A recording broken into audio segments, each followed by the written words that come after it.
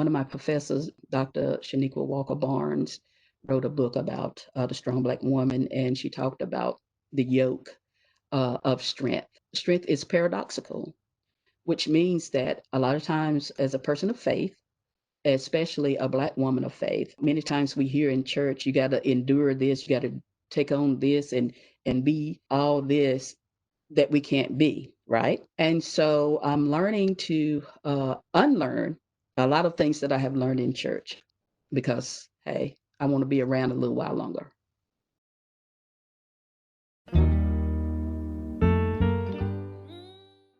I am from North Carolina, actually, resident of Burlington now. I grew up in Burlington for a few years, and then I moved to Saxby, which is in the southern part of Alamance County.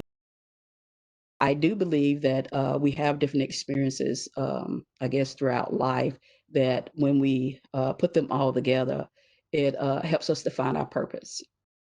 I ended up being a law enforcement officer at UNC hospitals. There, I learned what it's like to be a Black woman in North Carolina and in this nation.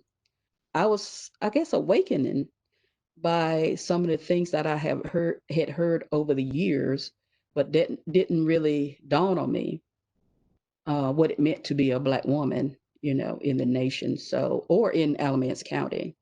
But I found out rather quickly into adulthood. I ended up after Elon University going to Shaw University Divinity School. There, as a student in historically Black um, theological school, I studied a wide range of things about Black history, I would say, which is also American history, but the strong Black woman, strong Black man ideologies. Started ministering, which is another, believe it or not, predominantly male occupation, vocation. God just uses me that way. I find myself trying now to break some habits that I learned from my mom. And these are the things that many times women are taught in church. So when I study the strong Black woman, and I must say that when I talk about my community work, I identify as a womanist community organizer. Some things about the strong Black woman I'm trying to heal from because many times I have found that, like my mom, I would be more passive and I would end up being injured in the process of helping people. But this is the thing sometimes we're taught in church, but it's not healthy. Let me put that way. So in my studies at Shaw, I found a lot of behaviors that I had were unhealthy. I have to unlearn putting people before me and my health, which means that I have to make self care a priority. In doing that, I take some time to myself, and this is part of being a womanist as well. So all of my studies, all of those things that I had done prior to now, I'm able to use in a way that hopefully someone experiences liberty. I've had a very eventful, I guess, life in Alamance County.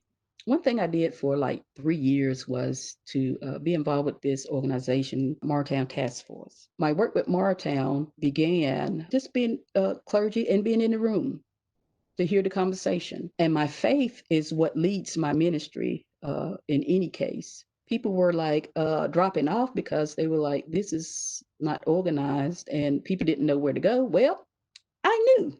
So what I did was just like I said earlier, I took all of the things that I had learned, built a remarkable coalition, and it was a grassroots effort where people were eager and excited to do the work. This we did by faith, and we incorporated prayer into what we did initially. I hope they're still doing that. My particular thought about community is that we heal in community. I consider myself a trailblazer in that I do things many times as putting a path for other people. I don't mind putting myself out there to help other people later on. I bring my lens as a womanist to my community work as well.